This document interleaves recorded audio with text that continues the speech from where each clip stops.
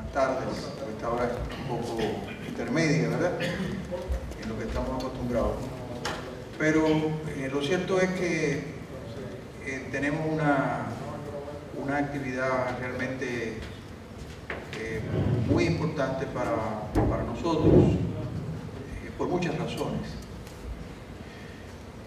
Una de ellas es que después de haber disfrutado durante muchas ocasiones de la hospitalidad, del calor, de la eficiencia de trabajo de una institución cultural en Santo Domingo, que nos ha acogido tantas veces para disímiles actividades, hoy tenemos la posibilidad de recibirla en nuestros espacios. Y me estoy refiriendo a Quinta Dominica, una institución que, como ustedes conocen, está en la zona colonial y que realmente realiza un trabajo activo, un trabajo lleno de aportes a nuestra cultura. Y con nosotros se encuentra su presidente, el señor Renaud Ancelin, que está aquí acompañándonos, ha tenido la gentileza de venir hasta acá. Quiero decir, aunque no está aquí, pero para que se lo digan mañana, que sentimos mucho la ausencia de María Teresa Catrén, que es la directora ejecutiva de Quinta Dominica, y es una gran entusiasta de estos encuentros y es una gran forjadora de esta relación interinstitucional entre el Centro León y Quinta Dominica. Lamentablemente no pudo acompañarnos, pero en realidad la extrañamos muchísimo en esta noche. Entonces, es también importante porque esta actividad se enmarca dentro del interés del Centro León por los estudios etnomusicológicos, por los estudios que tienen que ver con las diferentes miradas a las construcciones de nuestras identidades que se expresan muchas veces a través de la música. Y hoy contamos con un invitado que es el señor José Martí, que no voy a presentar porque eso se lo voy a dejar a nuestro asesor de programas culturales, el sociólogo y antropólogo Carlos Andújar, que después de haberse tomado un par de años sabáticos, se reinserta nuevamente en nuestro quehacer cultural. Así que yo dejo a Carlos la conducción de este encuentro y esperamos que cumpla nuestro propósito, que cumpla los propósitos por los cuales Quinta Dominica nos hizo esta sugerencia que también hemos acogido, y agradecemos una vez más a todos ustedes el acompañarnos esta noche. Así que, don Carlos, muchas gracias a Luis Felipe Rodríguez, gerente cultural del Centro León. Agradezco la presencia de la señora María Amalia de Jorge, su esposo, en esta primera actividad que me corresponde de manera pública asumir. Y yo quería decir, aunque no soy yo quien tengo que hablar, sino el invitado, que agradezco realmente la oportunidad que se me ha brindado de retornar al Centro León. He vuelto a lo que se dice a mi casa y me siento realmente muy contento de esta nueva oportunidad que tengo de volver a trabajar con esta institución y con el público que de otra manera ha seguido los trabajos del Centro León. Así que eso en cuanto a mi persona. Y como es la actividad pública que hago, quería hacer ese reconocimiento, ese agradecimiento público.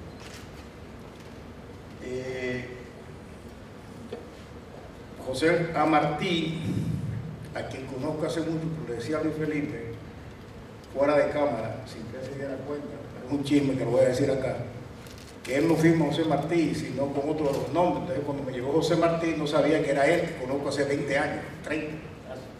Unas relaciones muy familiares, muy cercanas, pero tiene muchos años fuera, entonces la firma no la entendí. por qué decía José Martí, lo conocía con otro nombre. El eje central de su formación es la economía. También le decía a Luis Felipe que un economista que incursiona en antropología es algo bastante contradictorio, porque normalmente a esa área entran los humanistas de otra naturaleza, ¿no? Que pertenece un poco a la ciencia de la racionalidad y a las ciencias exactas. Vamos a ver cuáles sorpresas obtiene en una exposición que ya nos avanza un poco extensa. Y no queremos censurar, aunque me pidió que lo censurara. Consultor y consejero en asuntos económicos internacionales, sobre todo organismos internacionales, oficial operacional en jefe de distintas instituciones bancarias, y de la cual ha sido también consejero financiero de Banca Nacional e Internacional, director de finanzas de instituciones y grandes empresas internacionales, y ha dirigido la política económica y de la división financiera en el programa de Naciones Unidas, en Uganda. Y le hice referencia a ese viaje porque hablamos un poco de eso, quizás ese viaje tuvo que ver un poco con ese interés por la música. También trabajó en Mozambique como oficial financiero por las Naciones Unidas, y jefe de división de finanzas internacionales en asuntos económicos del Ministerio de Asuntos Exteriores de la República Dominicana. Y en American Airlines, controlador financiero en un tiempo acá en Santo Domingo, domina el inglés, el francés y varios idiomas. Esa es la persona, el perfil profesional, académico de José Martí, que nos hablará de la ruta de los esclavos y el desarrollo histórico de la música cubana en esta interesante conferencia de hoy, que tendrá una exposición del invitado y un espacio de diálogo con el público en una segunda parte. Antes de pasarle la palabra, que se quería contextualizar el tema de la ruta de los esclavos, que en la revisión que hiciera del material que se me entregó no está esa parte, y como también las funciones del Centro no tienen un fin, además de informativo, formativo, quería entonces contextualizar la ruta de los esclavos, su relación con el país, para pasar la palabra de inmediato a nuestro invitado. Sobre la ruta de esclavos. Este programa fue abierto por la UNESCO luego de los años 1994 para dar a conocer a las nuevas generaciones los impactos producidos por la traída forzada de negros esclavizados al continente americano y en especial al Caribe. También valorar de la secuela de prejuicios, discriminación, segregación y exclusión que pervive aún en todo el continente. Todo esto surgió de una propuesta que hiciera la República de Haití en 1993 a la UNESCO, iniciando ese programa en 1994. Contribuyendo a este programa con estudios rigurosos de carácter científicos a comprender estos complejos procesos sociohistóricos, y que a pesar del doloroso hecho histórico, destacar los aportes que ha hecho la diáspora africana a las sociedades surgidas de estos acontecimientos traumáticos.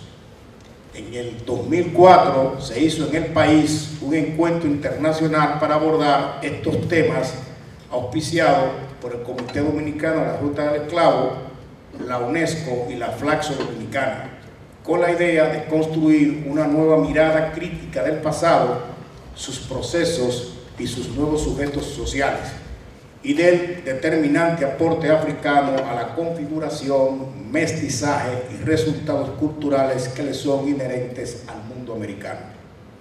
El programa está muy ligado a la necesidad de explicar la trata negrera y su impacto en las sociedades americanas y lo inhumano de su proceder. Igualmente, el año 2004 fue declarado por la UNESCO conmemorativo de la lucha contra la esclavitud y por su abolición. Este programa es igualmente concebido como un diálogo cultural en defensa de la diversidad para construir tolerancia y convivencia, habiendo sido el mismo precedido de una iniciativa de la Asociación de Museos del Caribe, de un inventario de los sitios de recuerdos y lugares de resistencia en el Caribe, hecho en el 2000. Y la esclavitud ha sido considerada por el proyecto La Ruta del Esclavo como un crimen a la humanidad. Bajo la coordinación inicial del doctor senegalés en Derecho, Doudou Dieng, a la sazón responsable de los proyectos de las rutas de interculturalidad de la UNESCO, se trabajó la Ruta del Esclavo. Del Seminario Dominicano salió este libro, que está aquí en la Biblioteca del Centro León, donde se reunieron todas las ponencias de ese encuentro internacional de expertos sobre el tema de la trata negrera y de la Ruta del Esclavo. Con ustedes, José Martín. Muchas gracias.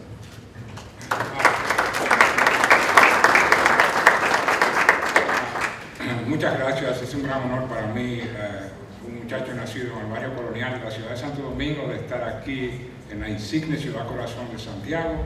Es un verdadero honor y un privilegio para mí participar esta noche con todos ustedes en la presentación de estos temas. Quiero agradecer a la señora María Amalia León por su extrema gentileza de invitarnos a Quinta Dominica a participar en este evento, al igual que mi viejo amigo, mi querido moderador Carlos Andújar, a quien tanto tiempo hacía que no tenía, e igualmente a Luis Felipe Rodríguez por su gran asistencia.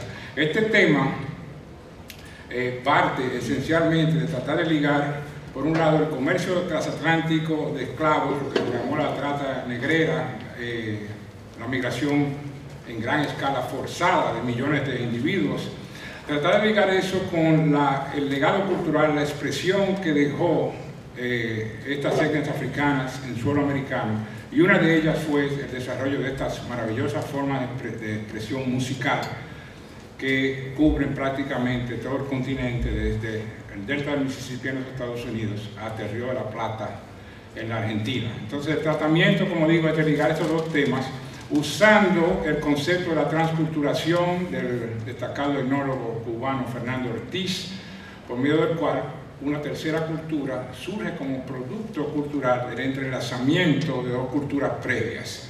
En el caso particular que nos atañe esta noche, de los ritmos afrocubanos, es naturalmente la combinación de la cultura española, de ese anhelo místico que se eleva en el alma de Castilla, en el cante hondo, en los ritmos, en las melodías sefarad judías y en la guitarra.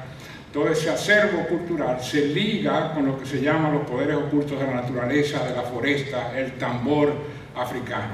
En el caso afrocubano se puede incluso hablar de 4 culturas que se combinan para dar el sincretismo cultural, si tenemos en cuenta la gran influencia que tuvo la civilización islámica en la cultura española y la no menor influencia que ha tenido, un pocamente estudiada, la cultura china en el ambiente afrocubano, lo que llaman el chino cubano. Entonces, como digo, el tratamiento es comenzar naturalmente. El medio por el cual se efectuó este fenómeno de la transculturación fue el comercio transatlántico de esclavos. Entonces, una primera, yo hice algunas consideraciones generales sobre la esclavitud, y aquí tenemos las rutas que mayormente se siguió en ese comercio de esclavos, que fue realmente iniciado por las exploraciones en la costa oeste de África de los portugueses. Los portugueses fueron bajando a partir de una política oficial de la corona portuguesa con Henry el Navegador, 1420-25, comenzaron sistemáticamente a explorar, con la ventaja que tenían de la costa atlántica en Portugal, ir bajando por toda la costa este, y más o menos a un ritmo de 1 grado de latitud sur, fueron bajando por año, ¿no? 1 grado de latitud por año, hasta llegar al tope con el descubrimiento de lo que hoy es Ciudad del Cabo por Diego Cao en 1487, cuando se encuentra la ruta para pasar por Cabo de Buena Esperanza, y se acelera con ello el comercio, en este caso de las especies, con los mercados de la India y la China. Pero una vez que se comenzó con esa exploración, como se tiene una estructura de la ruta marítima, el descubrimiento de América hubiera sido algo prácticamente inevitable por el sistema de karmas que hay en el Ecuador, donde los barcos se estancaban y ahí la subcorriente marina podía llevar un barco hasta las costas americanas, que fue lo que de hecho sucedió en la expedición de Pedro Álvarez Cabral en 1500, donde fueron atrapados en las calmas ecuatoriales y terminaron en lo que hoy es Recife o Pernambuco en la costa brasileña. Y así se descubrió el Brasil. Entonces ellos comenzaron ese tratamiento y naturalmente en los primeros 200, 300 años de 1500 a 1750, el comercio fue relativamente menor. El comercio esclavo, lo que se llama la ruta del esclavo, a las Antillas de los Estados Unidos, el número, la cantidad, no fue tan abundante como lo que sucedió a partir de una cierta década del siglo XVIII, cuando comenzó la explotación masiva de las plantaciones mayormente de azúcar, que ya los portugueses habían iniciado en Brasil, pero es realmente en las Antillas donde se da ese fenómeno de cultivo intensivo y que requiere grandes extensiones de tierra y una mano de obra bastante grande.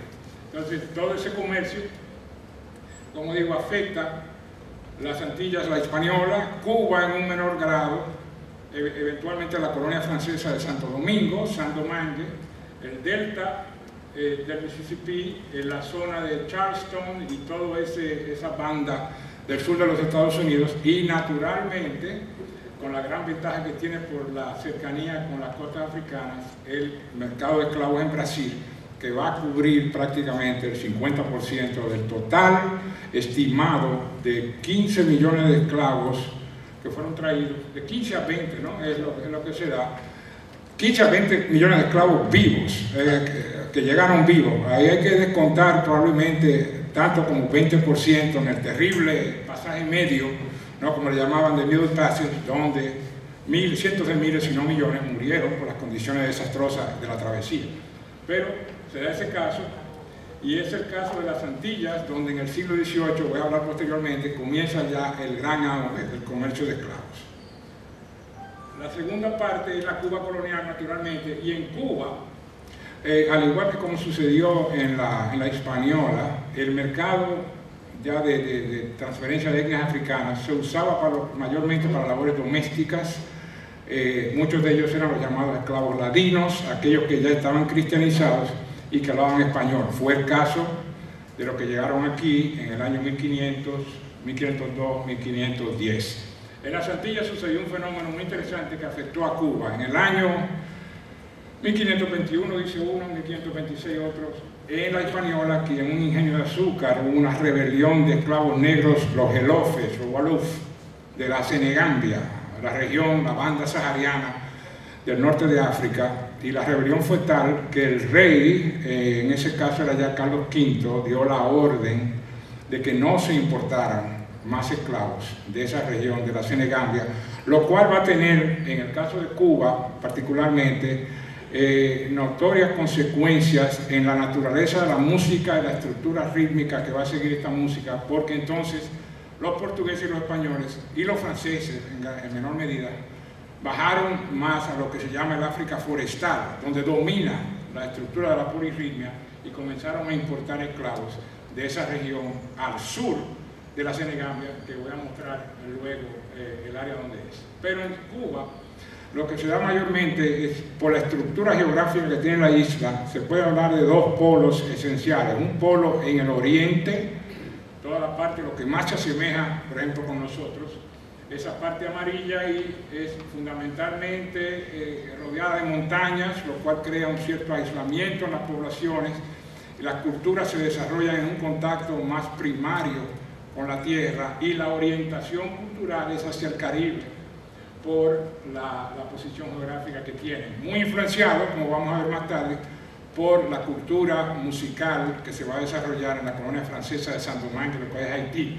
Muy por el contrario, la otra banda, a casi 1000 kilómetros de distancia, está el punto central, que es La Habana, la provincia de Pinar del Río, donde por la posición privilegiada de La Habana como paso para la flota de Indias hacia y desde el Golfo de México, con el inmenso imperio de la Nueva España, más todas las colonias en el sur, La Habana se convierte prácticamente en el puerto más importante de las Américas, y en un momento dado se le llama la llave del Nuevo Mundo. La orientación que tiene ahí es la cultura, es naturalmente mucho más cosmopolita, mucho más orientada, como digo, a esa esfera atlántica con los grandes países del hinterland, ¿no?, del continente americano, y también la relación con España por el tratamiento anual de la flota de Indias que había. Se creó una relación muy estrecha entre La Habana como gran puerto americano y Sevilla como gran puerto de entrada en España, y las correspondencias culturales se van a convertir en un momento en mutuas. Se desarrolla aquí Punto Guajiro por este lado, musicalmente en Santiago de Cuba y en Oriente, pero aquí se comienzan a dar ya signos del zapateo, de la chacona, de la zarabanda, que son ya elementos sincréticos que unen la cultura ya africana que existe incipientemente en Cuba con las formas musicales españolas, y se puede hablar de una correspondencia mutua durante esos primeros más o menos 200 años de la Cuba colonial. Aquí vemos ya a partir del siglo XVIII, naturalmente, la corona de Francia comienza a explotar. Después del Tratado de Ryswick, 1697, la isla española se divide oficialmente en la parte occidental cedida a Francia y la parte oriental permanece bajo España, naturalmente.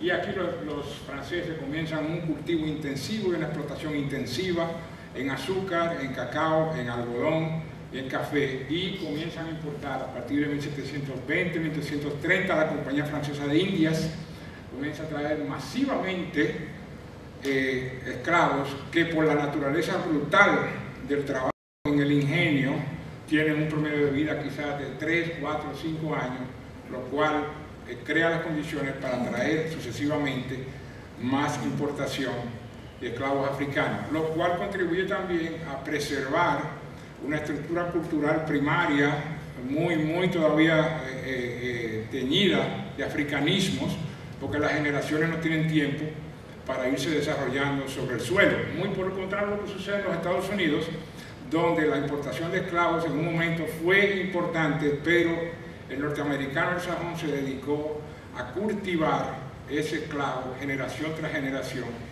y se dieron una serie de fenómenos que nunca se dieron en el Caribe. Por ejemplo, la unión del pequeño agricultor blanco pobre con el esclavo africano agrícola también, no solamente pobre, sino esclavo. Entonces, el tipo de cultura que surgió de ahí y el tipo de etnia que se recibió, como voy a mostrar después, contribuyó a formas culturales muy diferentes, aunque afines, pero muy diferentes a lo que se va a dar en las Antillas. Entonces, en el cataclismo que sucede con Haití, comienza la revolución en 1791, ¿no? Después de 10 años de lucha bajo el gobierno de Toussaint y luego de la invasión napoleónica con Dessalines comienza una exterminación sistemática tanto de los blancos como de esclavos libertos como de mulatos, lo cual crea una migración masiva de colonos franceses hacia el oriente de Cuba, y ellos van a tener ahí diferentes resultados. Uno de ellos va a ser el desarrollo de la estructura del café, de la industria del café en Santiago de Cuba, mayormente desarrollada por colonos franceses, y todas esas formas musicales también de Haití van a emigrar, sobre todo lo que llaman la contradanza.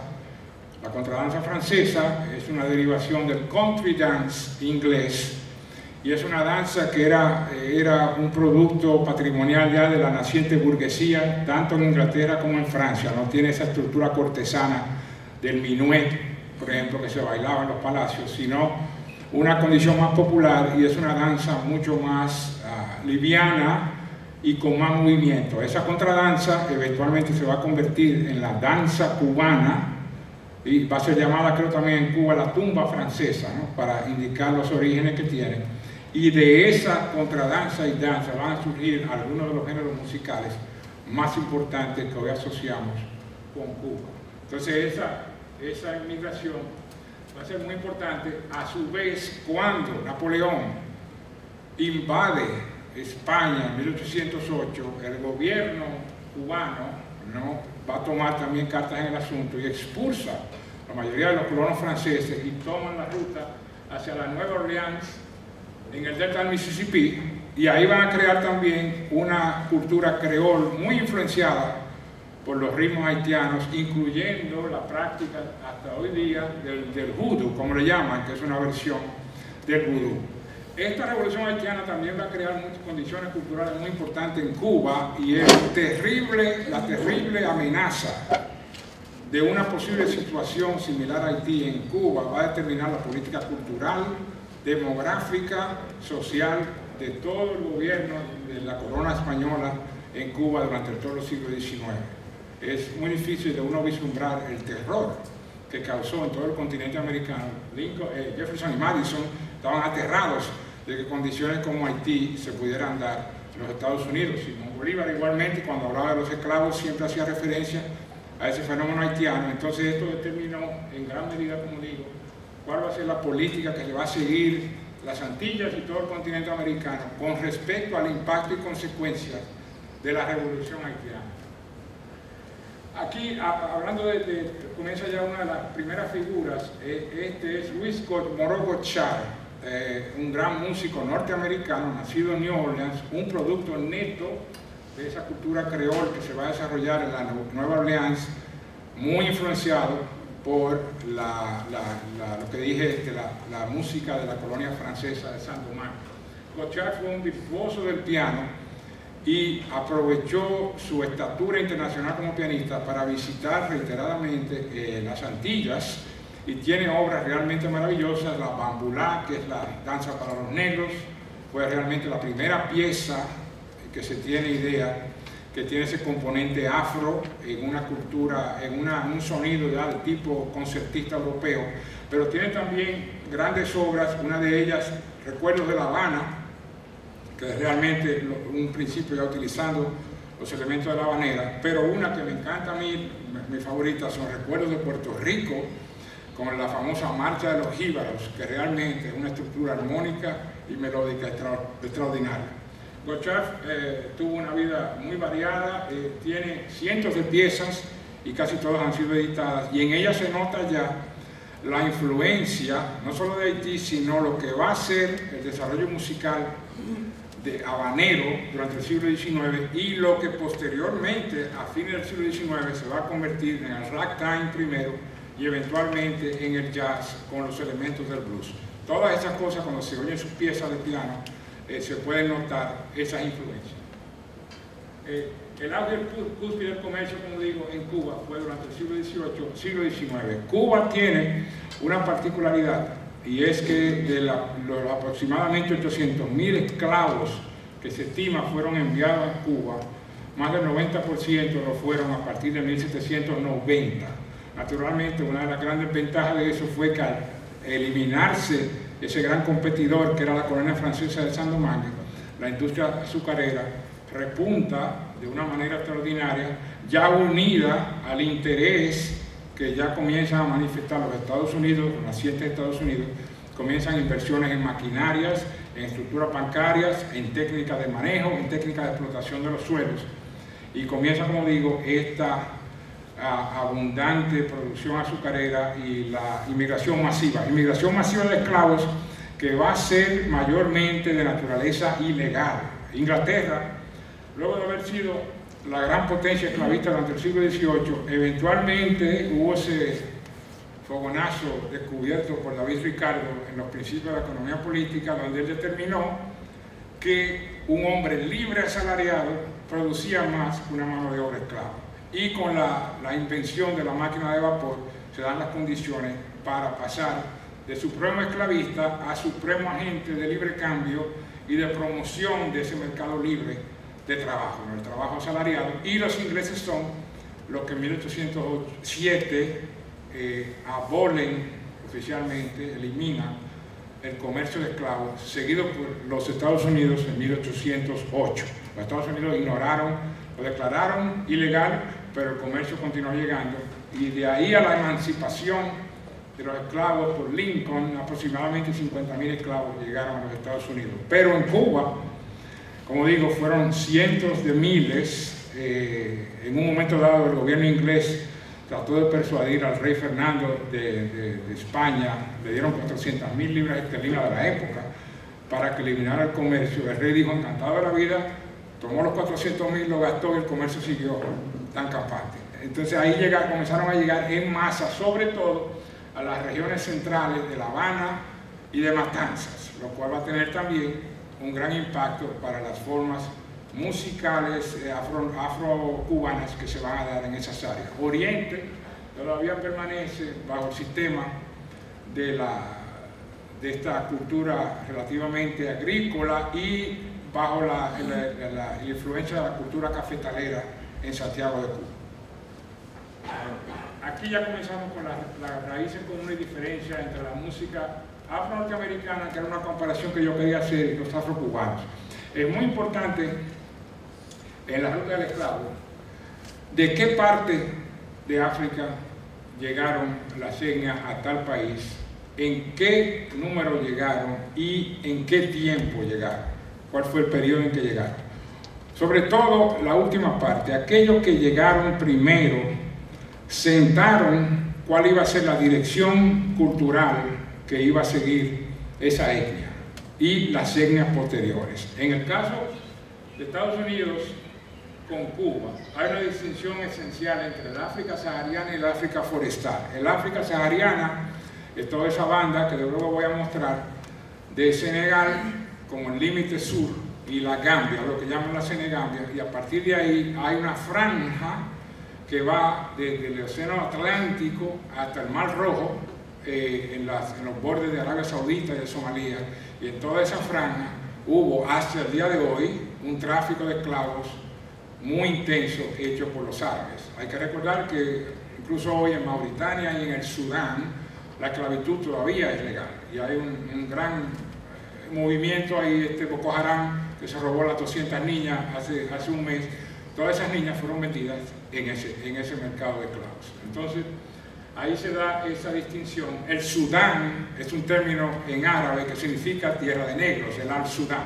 Entonces, no es el Sudán geográfico de ahora, sino toda esa área que comprende el Senegal, Níger, el Chad, Mali, Sudán, hasta llegar a la costa del Mar Rojo. Entonces, el tipo de música que se va a dar ahí está muy influenciada por la cultura islámica, con el laúd, con la guitarra y con la flauta. Y es de esas derivaciones, en base al tipo de población de etnias que llegaron al delta del Mississippi, donde se va a desarrollar lo que va a ser el blues y lo que posteriormente va a ser el jazz, donde lo que predomina es esa distorsión de las notas musicales que dan la famosa nota del blues, y la estructura rítmica va a seguir después, pero lo que sienta la dirección, como digo, es esa estructura melódica del África sahariana, contrario al África forestal. No, ya en todas las regiones de lo que es la costa del Esclavo, Ghana, el delta del Níger, donde está Nigeria,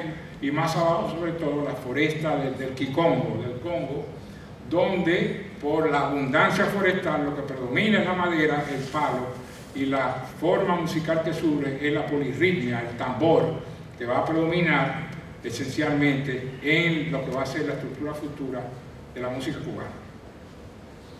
Aquí están las grandes etnias africanas que llegaron a Cuba, esencialmente la Kikongo, Carabalí, Lucumí, Yoruba, Arará, y en menor medida los islámicos cristianos, que son los Mandinga, Lambará y los Gelofes, ¿no? Los que hicieron la rebelión en Santo Domingo. El Kikongo es el que predomina, fue el que llegó primero, mayormente del área del Congo y de lo que hoy es el norte de Angola, y todos tienen una cierta religión asociada con ellos.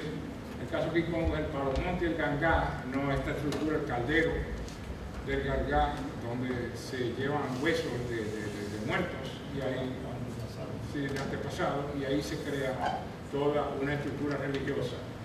El Carabalí, ¿no?, que es realmente, trastocando los términos, es el área del Calabar, pero le cambian la S y la L y da la etnia Carabalí con la secta Abacuá, ¿no?, la secta de los ñáñigos en Cuba, y el Calabar es una región que está entre Nigeria y el Camerún. El destino mayor fue de ellos, fue a Cuba también. Frente a la región del Calabar estaba el famoso penitenciario de Fernando Po, de los españoles, donde los españoles condenaron a pena de cárcel a muchos de los sublevados en las guerras de independencia de Cuba, y muchos otros también de las guerras carlistas en España. Lucumí Yoruba, que es realmente lo más asociado con Cuba y donde va a surgir una inmensa cantidad de composiciones.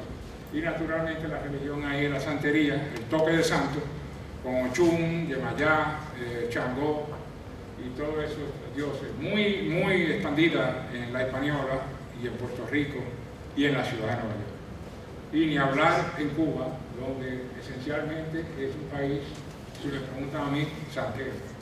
El delta del Níger no es el origen y Cuba es el destino final. Arará es de la secta del Fon, de los de la etnia Fon del Dahomey, lo que hoy es el Benín, y ahí esa asociación religiosa entre el Fon y el Congo va a dar lo que es el vudú haitiano y el vudú que todavía impera en gran medida también en el oriente de Cuba. Las otras son las islámicas, que como digo van a predominar mayormente en Norteamérica, con los mandingas, los bambaras y los elofes, y estas son de la región sudánica de la Senegambia. Estas son, aquí está, esta es la banda que digo, que comienza ahí, va así todo, la banda sahariana, que atraviesa en el Senegal. Aquí están los mandingas, muy islamizados, y ya aquí comienzan los bosques, la foresta, y aquí hay una parte importante, ¿no?, de achantis y de leoneses y liberianos que fueron llevados por los ingleses a lo que hoy es Jamaica, mayormente, y se les denomina con el nombre común de Gangá, también la Costa de Marfil, y aquí comienza ya los Yoruba, los Yoruba, estos, los Lukumi, en el delta del Níger, el Camerún, Calabar aquí y el Congo con la foresta aquí. Hay que entender que cuando los europeos rara vez entraban, si no nunca, a la foresta, y eso hay que tenerlo en cuenta, utilizaban mayormente otras tribus africanas para capturar lo que iban a ser los esclavos. Y muchos de ellos llegaron a penetrar tanto que del otro lado también de Mozambique, una parte importante de esclavos, fueron llevados como congos a las Antillas y a Brasil. Entonces aquí se da lo que yo llamo las tres áreas esenciales de la música cubana: la música folclórica con la subdivisión música campesina, el punto guajiro, la canción italianizada y el minué cubano, las formas musicales urbanas primarias y la música urbana elaborada. Y ahí van a surgir todos los ritmos que asociamos con el afro cubano. Naturalmente música campesina, ¿no?, mayormente producto de las zonas de la época colonial del siglo XIX. Los ritos afroides, donde a cada una de las etnias que yo hablé van asociados un tambor especial. Tambor batá sería el lucumí, tambores macuta son los congos, tambores abacuá con el ecué y el cencerigó, el ecué, el que se oye pero no se ve, el cencerigó, el que se ve pero no se toca. Tambores arará, que son los grandes tambores asociados franceses, y la música urbana primaria, ya estas son las músicas que se desarrollaron en los llamados solares, ¿no? En La Habana, en las ciudades cubanas, están estos grandes solares donde vivían muchedumbres. Aquí sería el equivalente de, no sé, esos barrios, esos patios que hay en los barrios donde viven 100 familias y usan un baño común las 100. Cuartería sería, ¿no? En Cuba le dicen el solar.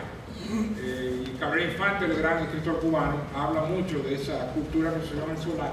Y en el solar es que surge quizás la forma más importante de la música cubana, que es la rumba con sus tres variantes, el yambó, el guaguancó y la columbia. La música urbana elaborada ya es el producto de todas las tres anteriores, pero tiene ya el contexto urbano y todo ese aspecto armónico que viene de la tradición europea, y ahí viene la contradanza, los valses, las habaneras, guajiras, boleros, danzones, sones, guaracha, mambo y cha-cha-cha. O sea, realmente todas las formas modernas de la música. En el siglo XIX es cuando comienza a desarrollarse realmente la música urbana elaborada. Esto es una foto o una pintura del célebre Teatro Tacón de La Habana, creado por el gobernador general Francisco Tacón en 1830-40, el teatro más grande del mundo en la época, era el Teatro Tacón en La Habana, donde se daban mayormente zarzuelas, obras de teatro y grandes compañías de ópera. La Habana, la compañía de ópera de La Habana, solamente tenía como rival durante mucho tiempo la compañía de ópera en la ciudad de Nueva York. Y aquí es cuando se comienza ya a desarrollar lo que va a ser el primer, aparte de la danza cubana, la primera forma cubana auténtica es la habanera, ¿no? La famosa habanera, que se va a derivar de esa contradanza francesa, un ritmo más lento, y lo que se introduce es que hay una parte que es cantada. La primera que se tiene idea creo que es el amor por el baile de 1841, pero también se comienzan a desarrollar muchos compositores, Manuel Saumel, Ignacio Cervantes, Sánchez de Fuentes, comienzan a desarrollar grandes habaneras, y eso va a tener un impacto muy importante en la música clásica europea, sobre todo en Francia. Manuel Chabrier, Maurice Ravel, Debussy, todos van a tener en su repertorio este ritmo habanero, el ritmo de la habanera, con esa famosa línea del tango en la notación musical, que es lo que le da ese swing, esa comparsa que asociamos natural con la habanera, y que va a influenciar también en New Orleans el desarrollo del jazz. Hay un ejemplo aquí de la habanera. O sea, hay tres grandes habaneras, ¿no?, en el siglo: La Paloma, de Sebastián Iradier, español; Tú, de Eduardo Sánchez; y esta, que es La Bella Cubana, de José White, que van a reconocer inmediatamente.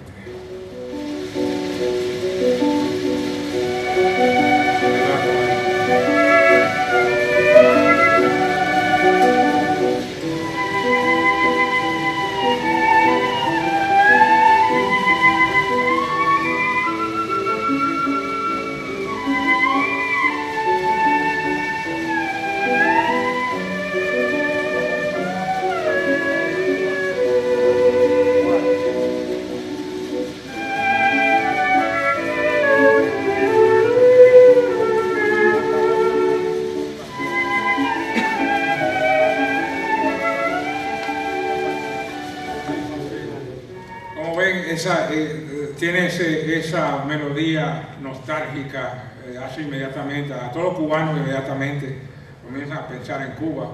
Yo he visto cubanos en Nueva York que cuando oyen eso o oyen Tú, pues se tiran rajados a dar gritos en el piso. Pero realmente esa es esa vocación que tiene la habanera, y esa es un trasfondo que viene del andaluz, ¿no?, de ese tono elegíaco sefarad judío, que siempre apela a esa tierra en la distancia. Entonces también se desarrolla naturalmente la canción criolla, muy italianizada. El teatro se vuelve muy importante, y es el teatro de todas esas zarzuelas y esas comedias donde va a surgir un ritmo ligero, de naturaleza cómica y satírica, que va a ser llamado la guaracha. Y de la guaracha, esa estructura va a ser usada posteriormente en el siglo XX para el desarrollo de las grandes guarachas ya de la música cubana. Están las comparsas, que son ya formas de conga que se desarrollan también en el plano urbano, colectivo, de muchedumbre colectiva, y naturalmente de la habanera va a evolucionar una de las formas esenciales de la música cubana, que es el danzón. El danzón es propiamente una danza más grande, de ahí viene el nombre de danzón. El primer danzón que se asocia, del cual se registra, es por Manuel Faide en 1880-1879, las alturas de Simpson. Simpson es un barrio de la ciudad de Matanzas donde vivió un americano de nombre Simpson, muy importante porque ahí también es donde se tiene el trazo del primer guaguancó, que no que se grabó, pero sí que se conoce en el mismo barrio de Simpson, y es en el barrio de Simpson donde nació también el famoso pianista Dámaso Pérez Prado, uno de los reyes del mambo. En la Guerra de Independencia, naturalmente, ya bajo la influencia, ¿no?, por un lado norteamericana, y la misma pasión de independencia que se va desarrollando en el cubano, que se va independizando económicamente de España, pues a partir del grito de Yara, en 1868, Carlos Manuel de Céspedes, Cuba entra en un periodo revolucionario que, irónicamente, a pesar de ser el último país que se independiza de España, es la guerra de independencia donde más personas de lejos murieron. Se estiman que alrededor de 400.000 personas en las dos guerras de independencia, esta de Yara y la que va a comenzar José Martí, por la fuerza de oposición que tiene España, que se quiere aferrar a Cuba desesperadamente, y por la creación de los campos de concentración que se formaron por primera vez en la historia de la humanidad en Cuba por el capitán general Valeriano Weyler, como digo, cerca de 400.000 personas. Y eso tiene un impacto también en las formas musicales que se van desarrollando, que se van a asociar de alguna manera con ese naciente sentimiento de independencia, de apego al territorio cubano que se va a ir desarrollando en la población autóctona cubana. Naturalmente, en la guerra de independencia, un factor que no se tuvo en cuenta fue que finalmente los Estados Unidos, liberados de la presión de la guerra civil en que se vieron envueltas, comienzan a tener designios hegemónicos y de geopolítica sobre todo el área del Caribe, en especial cuando comienza la construcción del Canal de Panamá. Todas las islas del Caribe, casi todas ellas, se convierten en estaciones carboneras para el apoyo de la Marina y con el fin de controlar y proteger los intereses norteamericanos en el Canal de Panamá. Entonces, una de las que se toma es Cuba, la cual obtiene al final de la guerra española-americana. Los norteamericanos imponen la famosa enmienda Platt, donde instalan un presidente en Cuba, pero se toman la potestad y el privilegio de intervenir cuando ellos crean necesario en la política interna cubana, opción que en los primeros 30 años de los siglos XX van a utilizar en 3 ocasiones. Aquí comienzan también la primera forma musical con ese periodo de americanización, donde La Habana rápidamente pasa de esa vieja estructura arcaica a lucir esa combinación entre lo hispano y el confort norteamericano. Surgen en Santiago de Cuba la edad de los trovadores y estos guitarristas que van a dar origen después a lo que va a ser el bolero, ¿no? El bolero, el primer bolero que se tiene noción, lo voy a decir después, pero mejor lo digo ahora, es Tristezas, de José Sánchez, Pepe Sánchez, alrededor de 1895 en Santiago de Cuba, se registra lo que va a ser el primer bolero que se deriva de estos llamados trovadores. Hay muchos de ellos, Manuel Corona, Rosendo Ruiz, pero uno de los más famosos es el célebre Sindo Garay, que aquí está con su hijo Guarionex, o el producto de Oriente. Sindo Garay peleó en la guerra de independencia contra España y estuvo en la República Dominicana, y aquí se le asocia con la introducción del bolero en la isla de la Hispaniola, y algunos, leí también en norteamericanos, con el concepto de la bachata. Dicen que fue Sindo Garay, todo un personaje, cantó durante 60 años con su hijo Guarionex aquí, se casó con una dominicana, los 5 hijos llevan nombres de caciques dominicanos, de ahí que el hijo se llamara Guarionex, cantaba en voz prima y Sindo en voz segunda. Sindo tiene el privilegio de ser el único hombre que le dio la mano a José Martí y a Fidel Castro, vivió por 101 años, el día que se volvió centenario, dijo que ahora que tengo 100 años me doy cuenta lo breve que es la vida. Que tiene un individuo muy jocoso. A esta forma de la trova le va a seguir entonces posteriormente con la americanización y con esta guerra que se llamó la Guerrita de los Negros en 1912, una insurrección tremenda en el oriente de Cuba, por las condiciones, a pesar de la liberación y de la eliminación del tráfico de esclavos y de la democratización, en Cuba se dio, si no más que en el sur de los Estados Unidos, una intensa sociedad segregada, donde a los negros no se les permitía, ni a las mujeres, un tiempo, asistir a los cafés, a los teatros, a cualquier función pública, aun y cuando la música que se tocara ahí era de un compositor negro, ese compositor no podía entrar en esos recintos. Entonces da esta terrible guerra en 1912, la Guerrita de los Negros. De ahí surgió un famoso son, porque en una de ellas se quemó el pueblo de La Maya en la municipalidad de Alto Songo, y eso es uno de los grandes sones hechos famosos por Johnny Pacheco, ¿no? Alto Songo, se quema La Maya.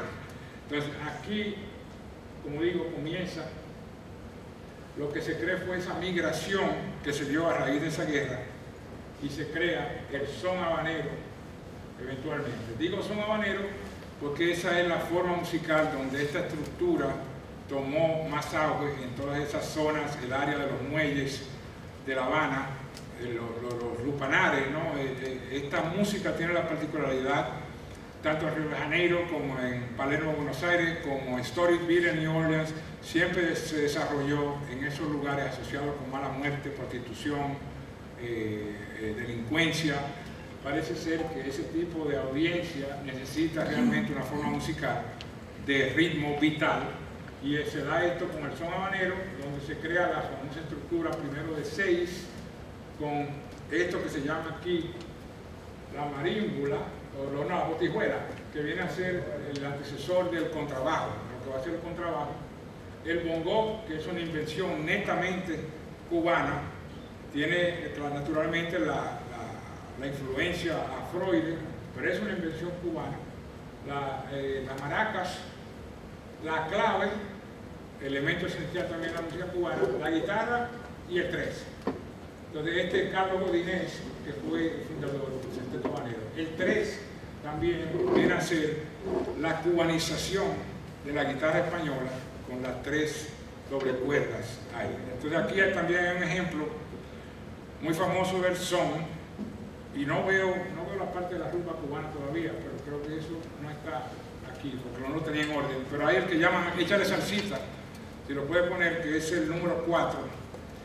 Un ejemplo ya, por uno de los grandes conjuntos, que es Ignacio Piñeiro y el Sexteto Nacional. Para que vean. Muy famoso.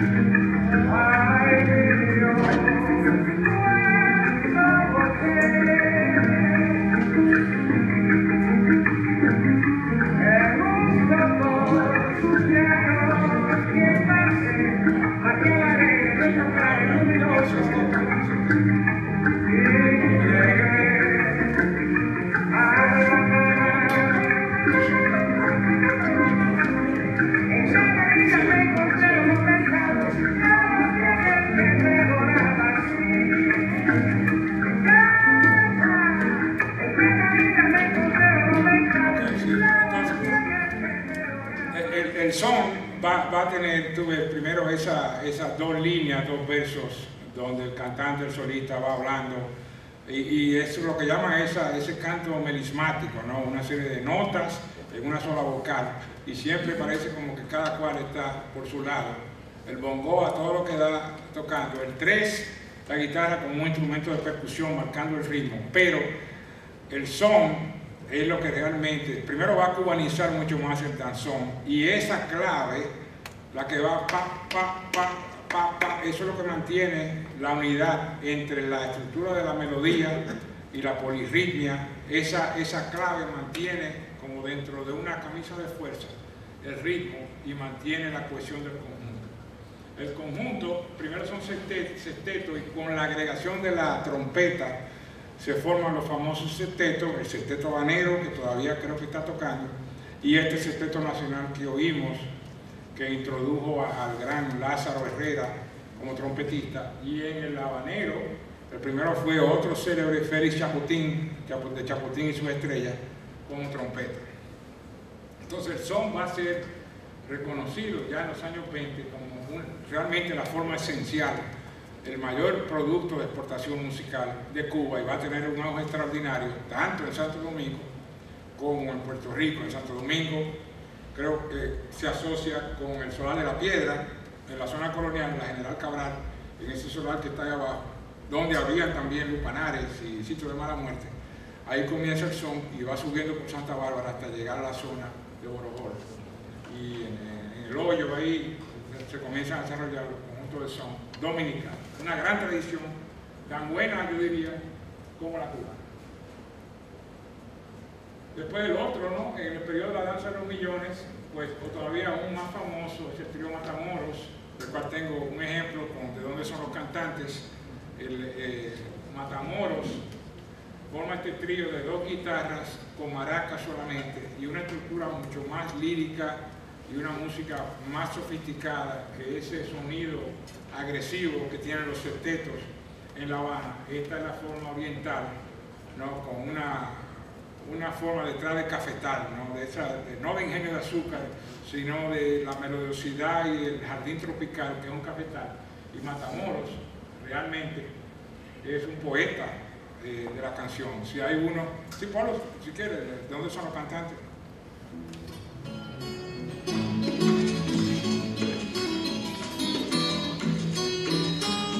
Esa es una versión original.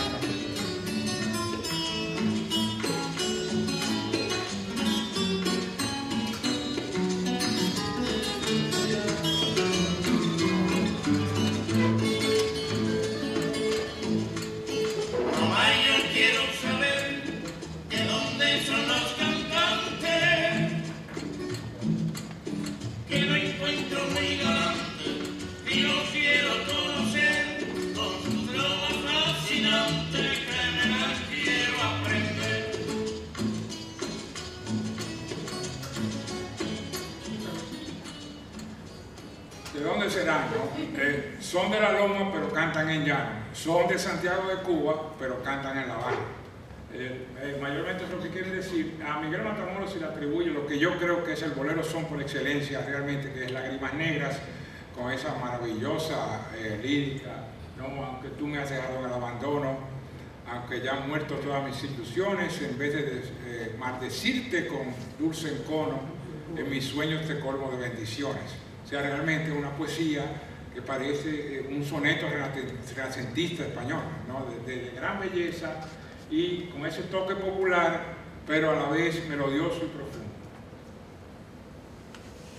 Aquí comienza entonces ya las orquestas de jazz. Las orquestas de jazz es un fenómeno que se dio esencialmente en Cuba. En los años 20-30 comienzan a desarrollarse. Hay que entender que una vez que New Orleans se convirtió en norteamericana, el puerto de La Habana y el puerto de New Orleans eran prácticamente ciudades hermanas. Y había un ferry 2 veces al día que conectaba las ciudades. También con la guerra hispanoamericana, ¿no? Todas esas brigadas, muchas de ellas de negros norteamericanos, visitaron frecuentemente La Habana y se crea una raíz común entre ambas culturas, la habanera esencialmente y la de New Orleans. Una de las citas más famosas en la historia de la música moderna es de Scott Joplin, uno de los fundadores del jazz, que dijo una vez que yo mantengo con mi mano izquierda en el piano el toque español, the Spanish tinge, para producir ese efecto con la mano derecha que hoy llamamos el jazz.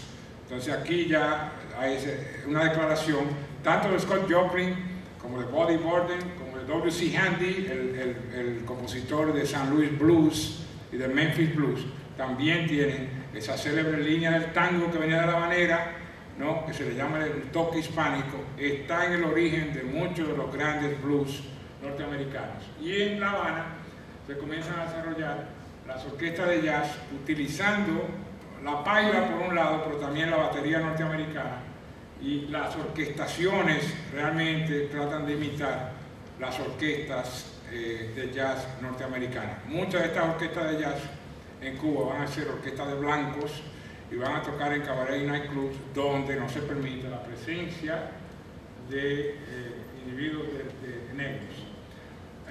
Antonio Machín lo mencioné aquí porque una de esas orquestas de jazz va a ir a los Estados Unidos, a Nueva York en 1930, en medio de la depresión.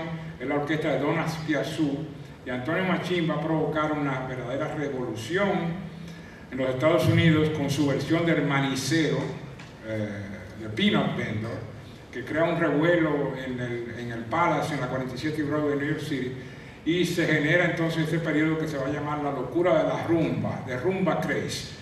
No es realmente la rumba esencial cubana del guaguancó y del yambú, ¿no? la del solar, pero los americanos a partir de ese momento van a comenzar a asociar todo lo que venga de Cuba con la rumba y se crea una verdadera locura en los Estados Unidos. Nuestro Cuona, gran compositor cubano, es contratado para la primera película en Hollywood sobre Cuba, la música cubana, The Cuban Love Song, y lo contrataron como asesor cultural de la película, y volvió horrorizado a Cuba de lo que vio en el set en Hollywood, con esta, como hacen los americanos, ¿no? Toda esta mujer con la piña en la cabeza y hombres tocando conga en una mata de palma, en una banana.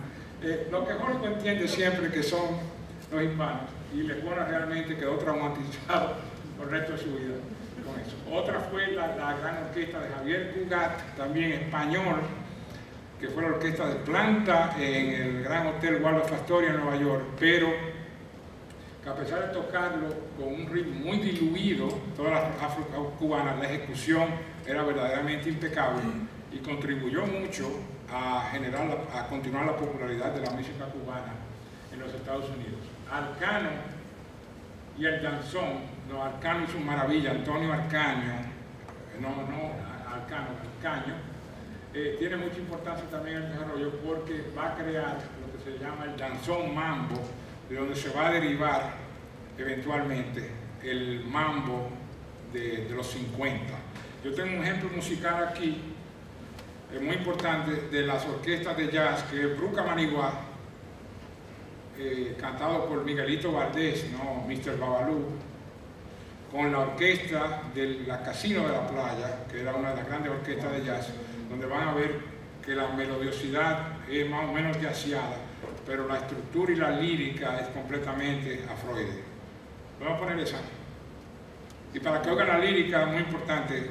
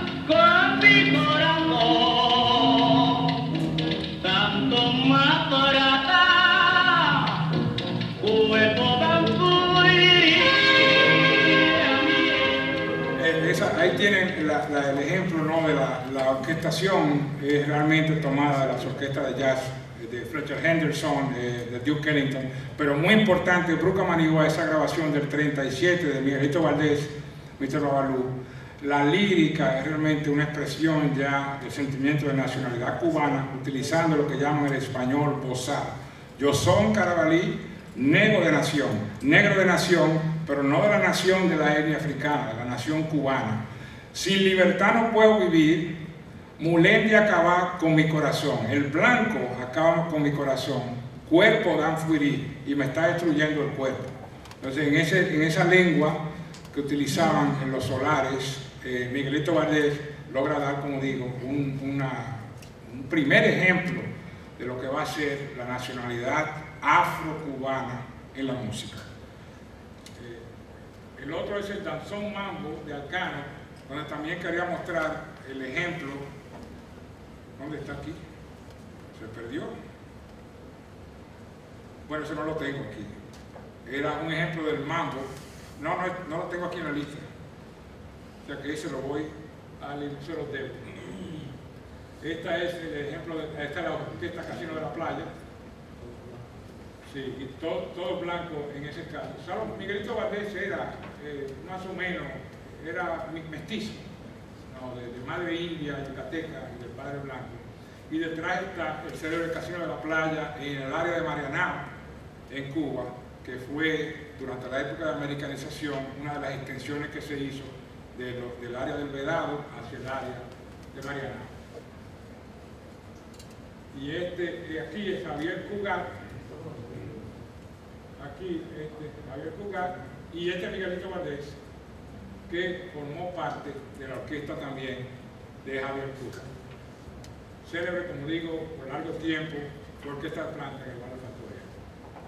Aquí en La Habana tiene la bahía aquí, ¿no? Y en el este de la bahía, en la punta, está el área de Guanabacoa, la tierra de los babalaos, ¿no? de la santería, y ahí nacieron algunas de las figuras muy importantes. Rita Montaner, que no está aquí, Rita de Cuba, como le puso Nicolás Guillén, una de las grandes cantantes, y quizás el considerado el mayor compositor cubano del siglo XX, Ernesto Lecuona, y Ignacio del Villar, el célebre entertainer Bola de Nieve, todos son de esa área de Guanabacoa. Entonces son realmente figuras muy importantes. Hay otro también, que Orestes Cachao López, el bajista, que se considera también el creador del mambo, ¿no? Con ese danzón mambo que no pude poner, también es de Guanabacoa. En Cuba se dio un fenómeno que nos sucedió a todos los países hispanoamericanos del siglo XIX, fue la intensa turbulencia política en los orígenes de la independencia. Los americanos, al tener controlando toda la estructura económica del país y prohibiendo a los cubanos una serie de funciones administrativas, gerenciales y de todo tipo, no tuvieron más recursos como recursos económicos que utilizar el botín del Estado. Esto creó una turbulencia política increíble, donde cada presidente que tuvo Cuba en su periodo, los primeros 50 años de independencia, fue mucho peor que el anterior, y la corrupción cubana alcanzó niveles realmente olímpicos.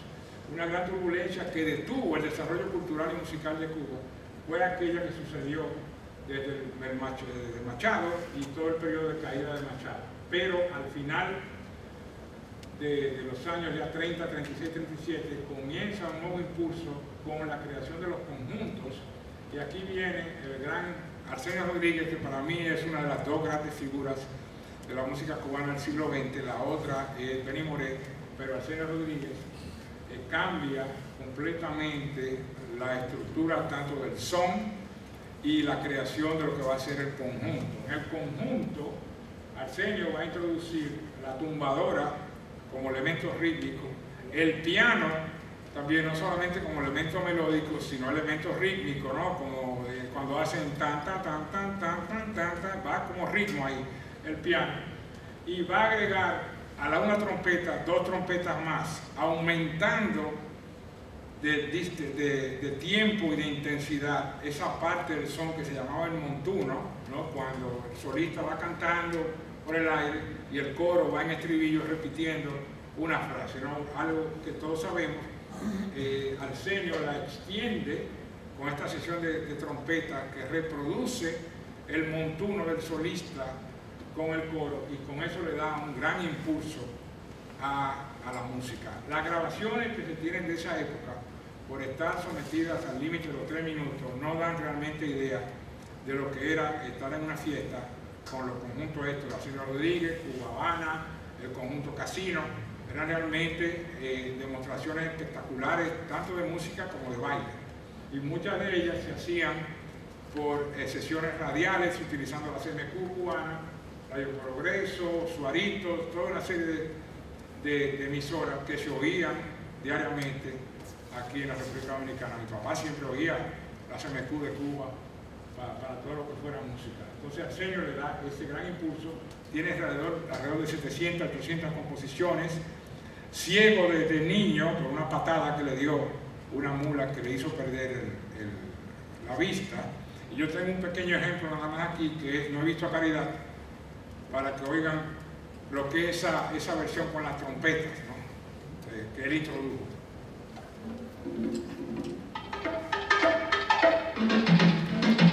Hace un año 4 meses que no veo a Caridad.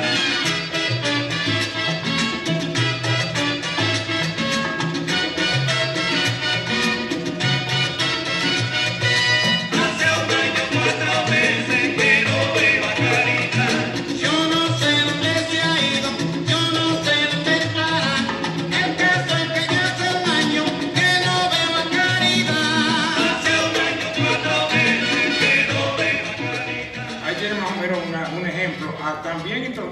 cencerro, que si lo pueden oír aquí, un elemento que tomó del ecue de la sesión Carabalí.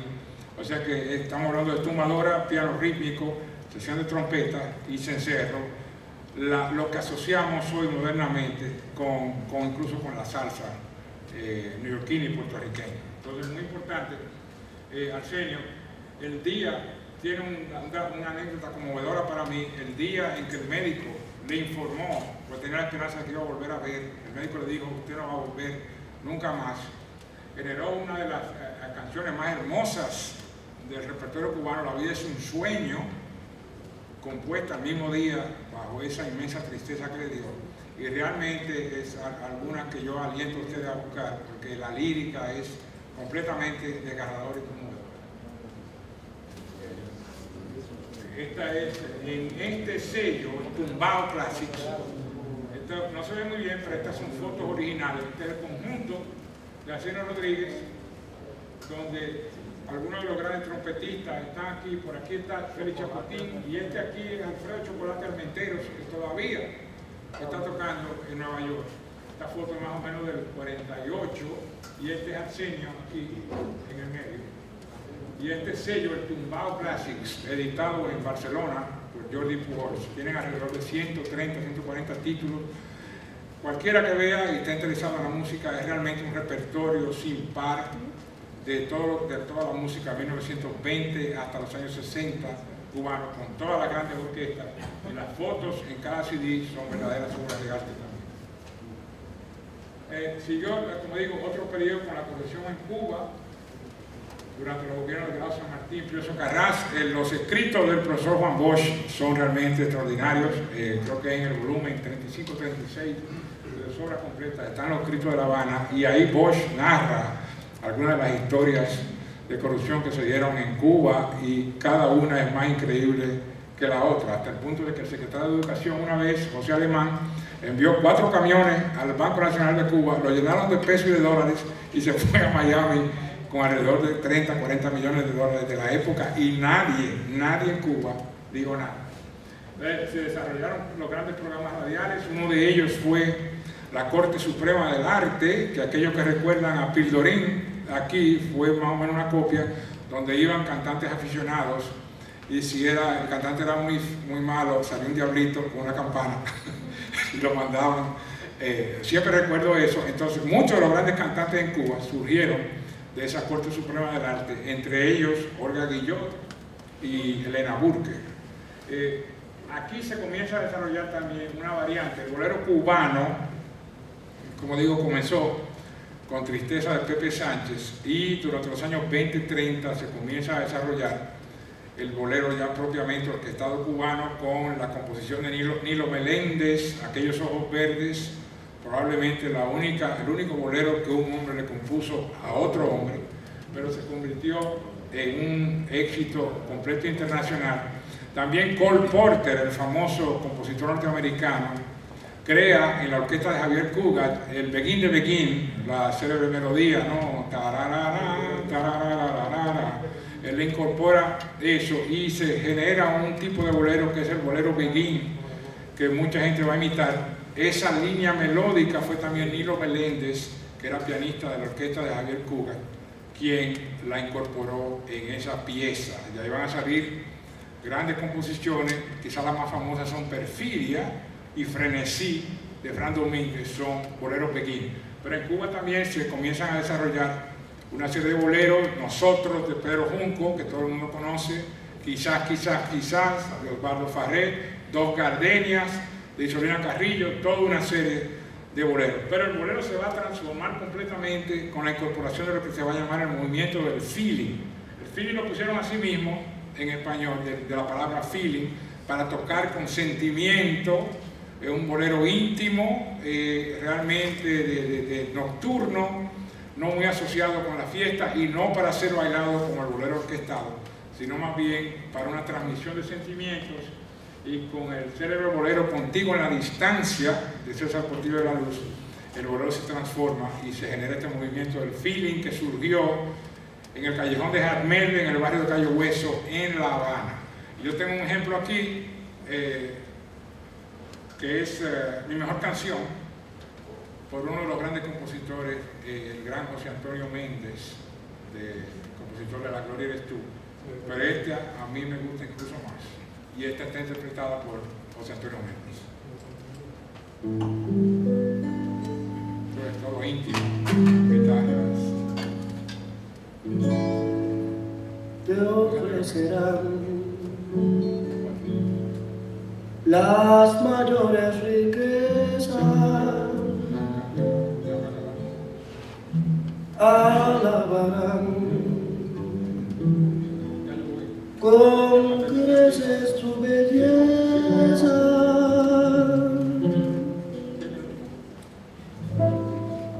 te brindarán la luna y las estrellas. El gran y muy lamentado José Antonio Méndez, el pobre, estaba saliendo de un estudio de grabación en La Habana y una de las pocas guaguas públicas en La Habana le pasó por arriba y lo mató. Una de las cosas del destino. Aquí está César Portillo de la Luz, ¿no? El creador de Contigo a la Distancia y del otro gran bolero, Tú mi delirio, que también se han convertido en clásicos de bolero. La fusión de la música cubana con el jazz. Aquí esto es un tratamiento que realmente tiene que tomarse aparte. Yo espero en algún momento en el futuro poder hablar de esa época que va del mambo hasta el inicio de la Fania en New York City, donde toda una serie de orquestas comienzan a incorporar tanto elementos afrocubanos como elementos del jazz. Y los grandes ejemplos, ¿no? El que comienza es Mario Bauzat, director musical de Machitos Afrocubanos, y las grandes orquestas de Tito Puente. Este es Machito aquí, este es Frank Grillo Machito, esta es su hermana, Graciela Pérez, José Mangual, padre de José Mangual Jr., que todavía toca, y este creo que es René Hernández, gran pianista, no, mejor que René Hernández, tremendo pianista de Machito, y Machito es el que crea la primera pieza de jazz latino, Tanga, en lengua bantú, marihuana, creo, en 1943. Muy importante en la escena neoyorquina, no tan importante en Cuba. Aquí está el Estano Pozo, este aquí, que fue incorporado en la orquesta del gran trompetista Dizzy Gillespie, y compusieron la famosa versión Manteca, en versión orquestada, un clásico del jazz latino. Estano Pozo, un hombre muy contradictorio y de naturaleza muy violenta, le dio un golpe una vez a un empresario en Cuba, le dieron 3 balazos y sobrevivió. En Harlem le dio también un veterano de guerra y esta vez le dieron 7 balazos y no sobrevivió. Aquí está la orquesta de Tito Puente con Vicentico Badet, que fue su primer gran cantante. Yo tengo algunos ejemplos ahí, pero ya estoy apurado de tiempo, entonces no sé si los debo poner o no. Aquí está Tito Rodríguez también, para mí uno de mis grandes favoritos con su orquesta, realmente para mí el más bailable y tremenda orquestación. El que se fue, una de sus grandes guarachas, para mí es la mejor guaracha que se ha escrito en la historia. La época de oro, naturalmente, es ya ese periodo de la Sonora Matancera, con Celia Cruz, Peri Moré, la orquesta de Pérez Prado. Aquí está un ejemplo de la Sonora Matancera, del cual no tengo ejemplo musical. Aquí con Celia Cruz, ¿no? La Sonora fue uno de los grandes clásicos conjuntos. Yo recuerdo que aquí en La Voz del Trópico, si se acordarán, en Santo Domingo, todos los días de 12:30 a 1 tenían un programa exclusivamente dedicado a la Sonora Matancera. Y cuando el gran cantante Daniel Santos formaba parte de la orquesta de planta La Sonora, en Cuba había un programa de 10 a 11 y de 7 a 8 todos los días, nada más con Daniel Santos y la Sonora Matancera. Esta aquí es Pérez Prado, y Pérez Prado es uno de los que se asocia como el rey del mambo y realmente introdujo este concepto de la disonancia e introdujo toda la sección de saxofones en la música como elemento de percusión. Y tengo un ejemplo aquí, si lo podemos ver, a Mamá y Tatá de Pérez Prado, que aparte de ser soberbio pianista, creó realmente orquestaciones que todavía son dignos objetos de estudio por los musicólogos. ¿Puedo poner así? Está en 1948 y con Pérez Prado piano.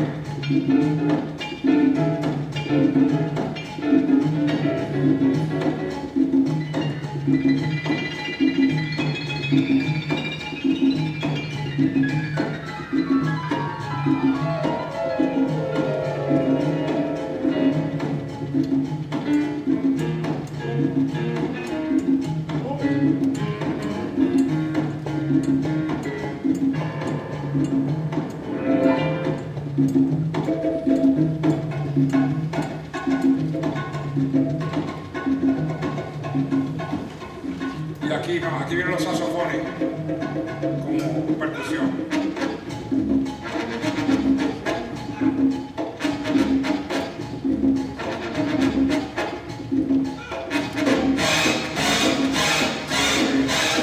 Ahí es disonancia, ya, disonancia con la trompeta. Tuve la sesión del saxofón, sigue un swing que el trompetista, por la misma naturaleza de la desmochura que tiene, no puede seguir. Lo que pasa en los merengues, ¿no? Con el eso lo puede hacer el saxofón, pero no el trompeta. Entonces, él introdujo realmente esa sección de saxofones como instrumentos de percusión, muy popular en México. Esta es una de las películas de ese género cabaretero que daban siempre en el cine Independencia, ¿no? Con todos esos títulos, Mujeres en el fango, Abandonadas, Carne de cabaret. Él participó solamente en el año 50 en 18 películas mexicanas. Participa Pérez Prado. El periodo revolucionario ya realmente ese es el cierre de lo que se entiende por la época de oro de la música cubana.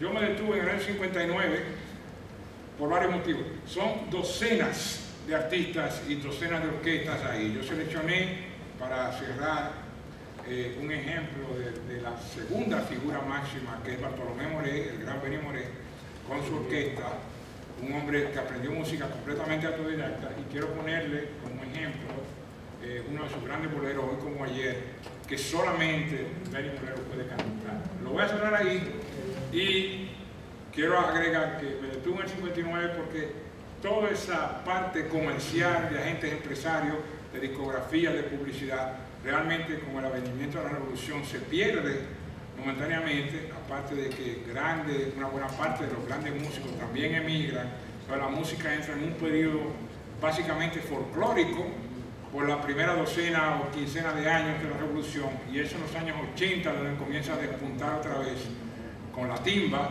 ¿no? Y con Bam Bam y con los ANG. La música cubana comienza otra vez a volver a esos orígenes de los gloriosos años 50. Entonces voy a cerrar con Benny Moré y espero que disfruten esta porque realmente es una gran interpretación que él hace a la misma vez que va manejando la orquesta simultáneamente. Hoy como ayer, yo te sigo queriendo mi bien, con la misma pasión que sintió mi corazón cuando te vi junto al mar.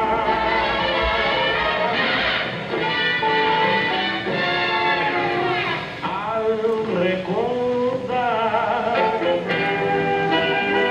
los momentos felices que ya no podré disfrutar nunca más, porque estás lejos. Yo no sé lo que voy a hacer en tu ausencia, mi bien, y pensar que no volverás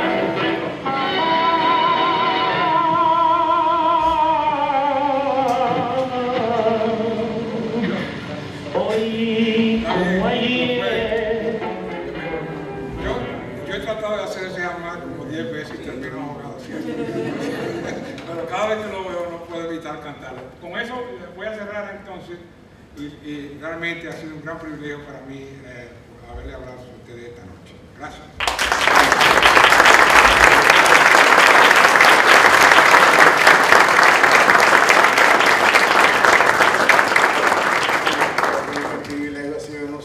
escucharte. Una excelente conferencia enmarcada dentro de un recorrido histórico y musical, un poco de musicología. Y realmente, como yo decía al principio, el desafío de que un economista hablara con propiedad sobre música se cumplió. Yo creo que fue realmente una extraordinaria conferencia con mucha información, con mucha creatividad interpretativa. Y vamos a abrir el espacio para algunas preguntas y para que el público, como siempre, participe. Buenas noches, muchas gracias. Su nombre, por favor, que está grabando. Eduardo Rodríguez. Muchas gracias por esta excelente presentación y estos 500 años de recorrido de la música afrocubana. ¿Pudiera usted comentar sobre la especie ampliamente comentada en Santiago, sobre que el son en realidad nació en Santiago de los Caballeros y que fue llevado a Santiago de Cuba por dos hermanas? ¿Qué hay de cierto en eso? Sí, eso primero surgió en un libro, Las Artes en Santiago de Cuba, en el siglo XIX, que se me olvidó el autor. Y Carpentier, Alejo Carpentier, novelista, la música en Cuba, la reproduce extensamente. La partitura existe, ya que ese son de la Mar Teodora, evidentemente fue una música, una canción que existió de verdad. Que haya sido el son, lo que entendemos por el son, yo no estoy muy seguro de eso, porque en ese momento en Cuba todo lo que sonara se le llamaba son. El son también no es necesariamente el son habanero, con lo que asociamos con el son actualmente. Lo que sí es cierto que tanto Micaela como Teodora sí venían, creo que esclavas libertas de Santiago de los Caballeros, de aquí, y de alguna manera emigraron a Santiago de Cuba. ¿Cómo eso se mantuvo no yaciente por 300 años y luego resurgió a fines del siglo XIX, es todavía un motivo de especulación? Hay historiadores que afirman la autenticidad y que el son se deriva de ahí, y hay otros, yo he consultado más, los autores norteamericanos no le dan mucha credibilidad. Leonardo Acosta, que es un gran crítico musical cubano, no le atribuye mucha credibilidad al hecho de que el son se derive de esa canción. Muchas gracias. Jean-Paul. Perdón. Jean-Paul. Muchísimas gracias, buenas noches a profesor Andújar y también a la licenciada Amalia, que está con nosotros acá, a su esposo. Señor José Martí, estoy confundido cuando escuché la palabra José Martí. Ahora el doctor me dijo que era dominicano. Pensé que usted es cubano. No sé, una confusión, ¿qué tal? No, una confusión de mi pensamiento. A través de su historia me siento feliz. Usted habla de mi país, de Haití. Mi pregunta a usted, a través de su investigación, su punto como antropólogo, me gustaría saber, después de 1804, si ha terminado traficante en negociación esclavo en la isla española. Si me puede ayudar, me excusarme por mi ignorancia, pero a ver si puedo entender, después de 1804, qué pasa con traficante de esclavo de la isla española. Bueno, en Haití fue eliminado. Fue Toussaint Louverture, luego de Salines, luego Petion y Guayer, eliminaron la trata oficial de esclavos. Lo que hicieron fue que crearon un sistema de trabajos forzados que era muy similar a la categoría de esclavos, pero en lo que respecta a ya la República Independiente de Haití, el tráfico se detuvo completamente. Y aquí también. Aquí fue durante el periodo de dominación haitiana donde también se abolió la esclavitud, que era mayormente de naturaleza doméstica, pero Carlos puede ahí mejor disertar sobre eso. Pero en Haití continuó, lo que sí continuó fue una gran evolución musical, y muy probablemente de esa misma tumba francesa, la contradanza, surge lo que va a ser el merengue haitiano y el compas haitiano, ¿no? Más lento, y el merengue dominicano también, ya que hay una continuidad cultural que se da después de la República de Haití, se convierte en República Haití. Pero el tráfico, como digo, fue abolido desde el 1804, 1805. Doctor, a un segundito, por favor. ¿Es cierto el merengue nació en Haití? Bueno, yo diría que tiene un entronque común, como digo, de la contradanza francesa, de ahí se deriva, pero la tambora y la introducción del acordeón, esos son elementos netamente dominicanos, yo creo. En Haití lo que se usaba también era mucho el sistema con la guitarra, ¿no? Usando la guitarra, pero el elemento común, el tronque, es esa contradanza que se va a ir acelerando, el cinquillo ese va a desaparecer y se va a acelerar el ritmo y se genera esa parte, el ritmo a 6x8 más rápido asociado con el merengue. Buenas noches, mi nombre es Eduardo Cordero. Sé que faltaron por mencionar muchas orquestas y muchos cantantes, pero creo que no se mencionó una de las orquestas claves e insignes de la historia de la música cubana, que es la Orquesta Aragón. Fue fundada en el año 1939, me parece, y al cabo de 75 años, usted escucha actualmente esta orquesta y suena en ejecución musical igual que vocalización, igual que hace 75 años. ¿Dónde estaría el secreto para permanecer con un sonido tan parecido al original? Bueno, sí, es muy buena observación. El Aragón viene de lo que es la charanga francesa.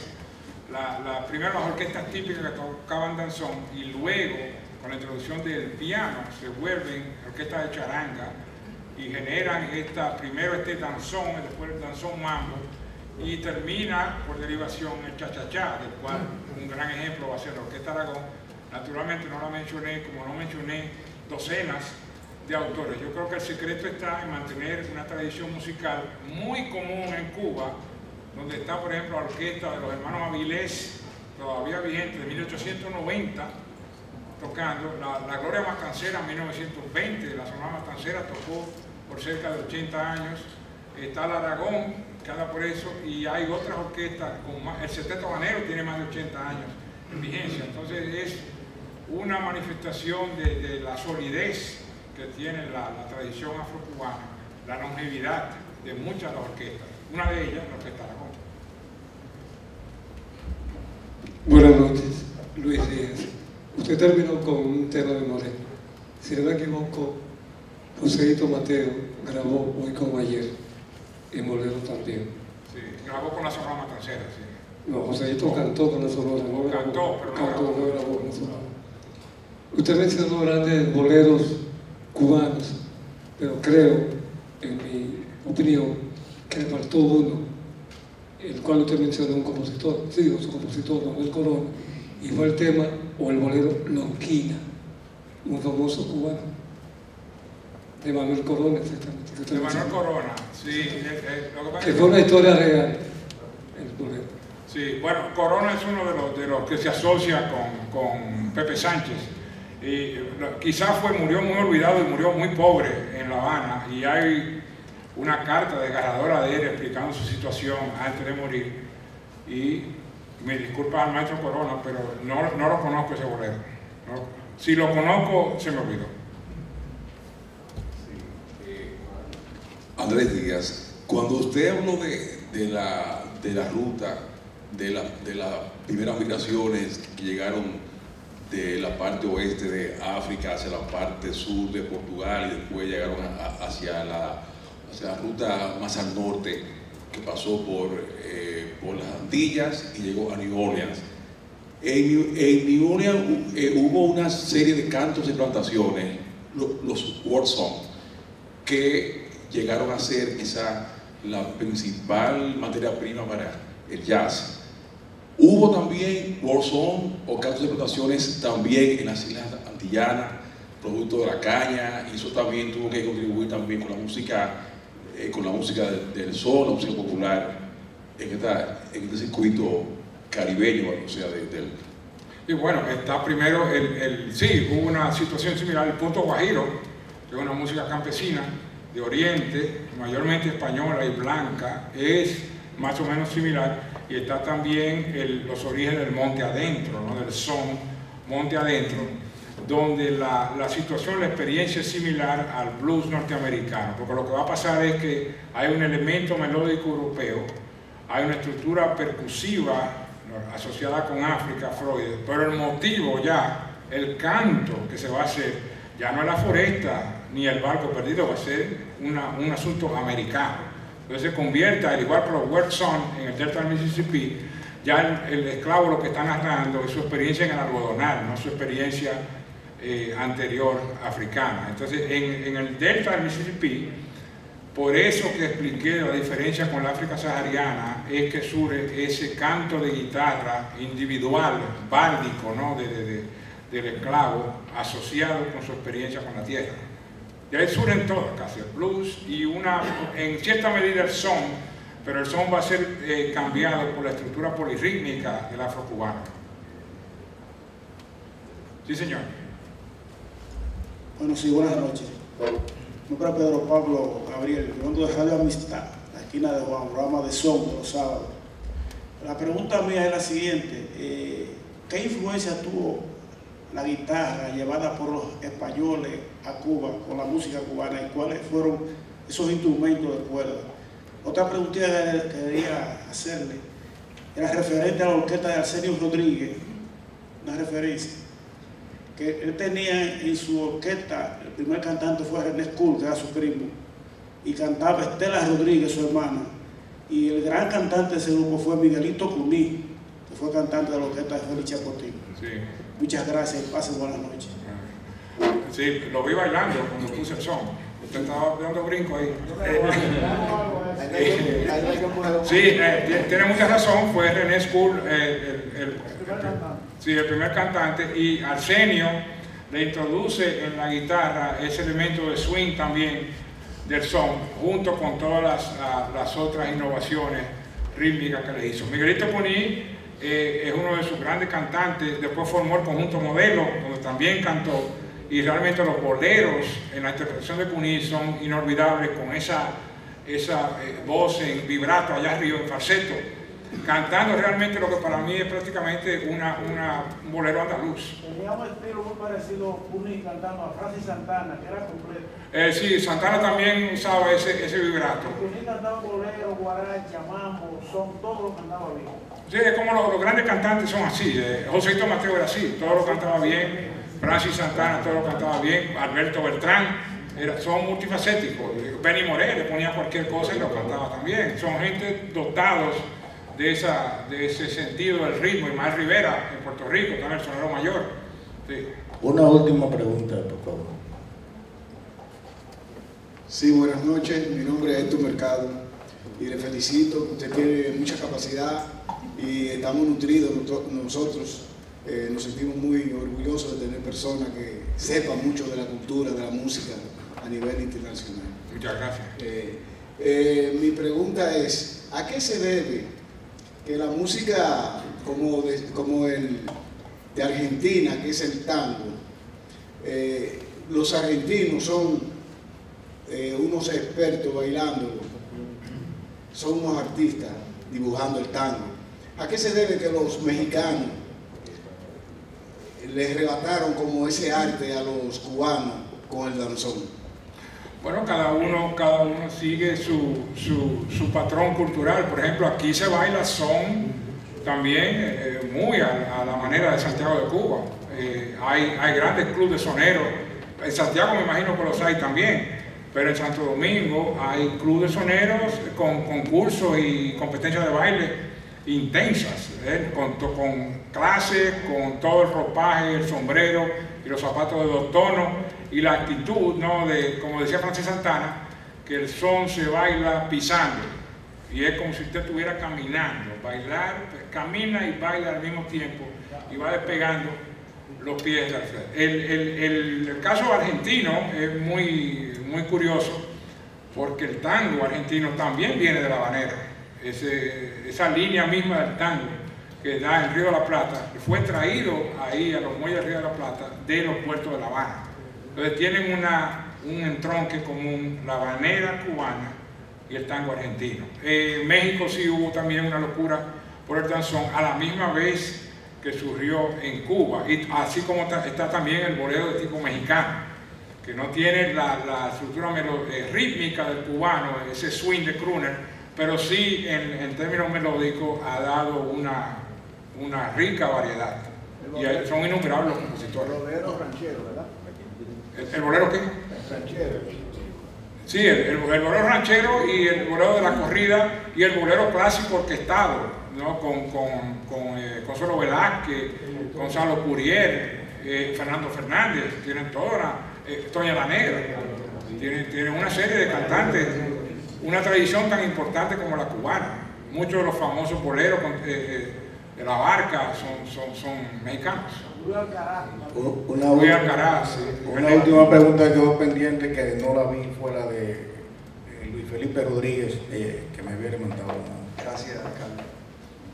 Bueno, después de saber que el tango surgió en Cuba y llegó a Argentina, ya entiendo por qué los cubanos le dicen los argentinos del Caribe.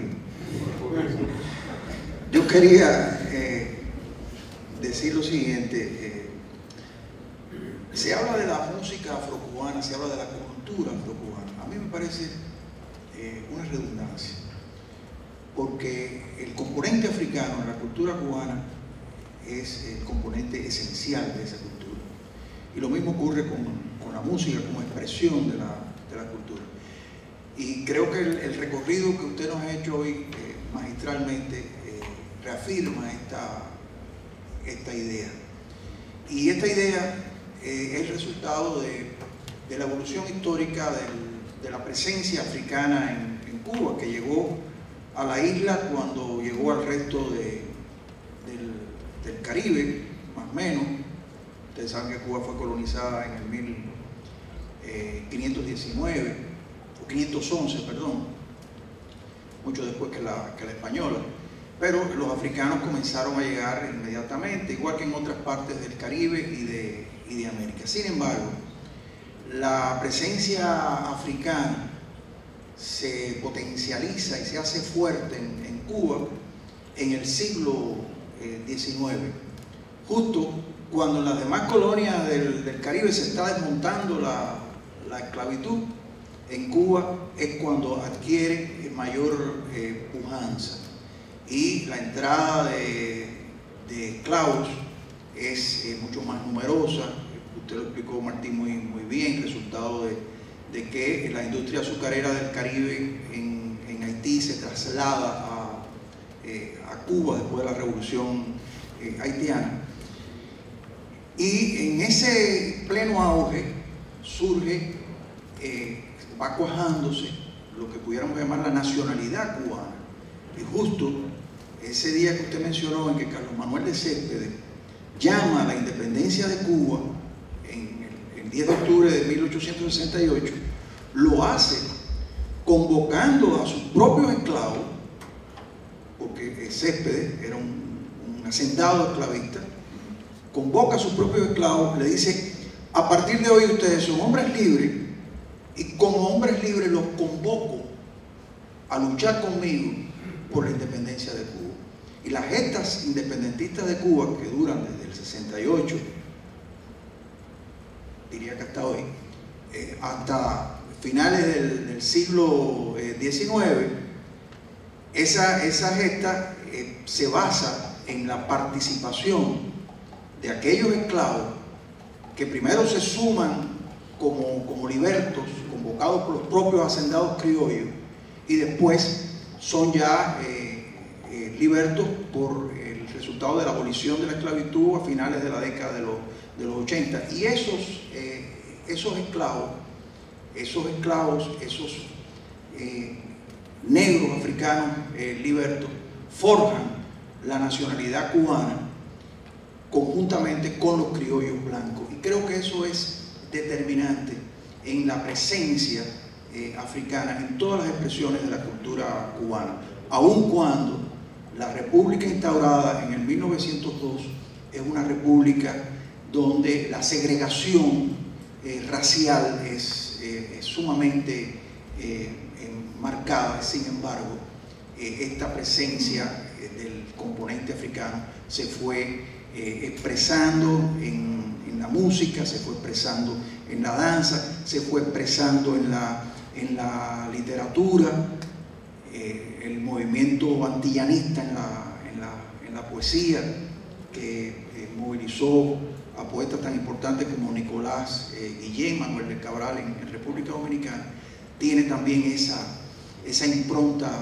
africana a la cual le debemos tanto. O sea, yo creo que después de escucharlo a usted, se me hace mucho más fuerte la idea de que el componente africano está en lo más esencial de nuestra cultura, no solo la cultura cubana, sino de la cultura caribeña en general, y que es el eslabón que nos une de un pueblo caribeño a otro. Gracias.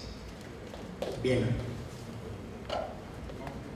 Nosotros, antes de concluir, queremos decir que precisamente la ruta del esclavo, ese programa oficiado por la UNESCO, que hoy los africanos le llaman la diáspora africana en América, se concreta con esta conferencia. Y a propósito de la mención que hiciera José Martí de la tumba francesa en Cuba, que es una influencia afroamericana procedente de los esclavos de Saint-Domingue, de Santo Domingo francés, enraizada y reinterpretada en Cuba, esa tumba francesa es hoy patrimonio inmaterial de la humanidad declarado por la UNESCO. Es decir, hasta esos niveles ha llegado el aporte de África, la redefinición de las culturas americanas. Esa diáspora que fue presentada a través de la música, y que él mencionó la tumba francesa, esa tumba francesa que es un aporte de los esclavos procedentes de Saint-Domingue, etcétera, es hoy patrimonio inmaterial de la humanidad. Finalmente, no lo sabía. Bueno, la tumba francesa es patrimonio. El domingo 20 cierra la exposición con las manos y con la cabeza, artesanía con una constante creativa a propósito de la celebración de la fiesta del Patrón San Santiago.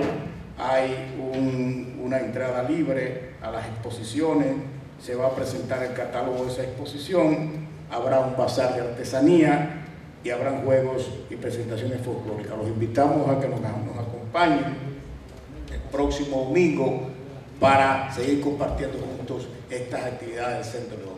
Buenas noches, los esperamos en otra convocatoria.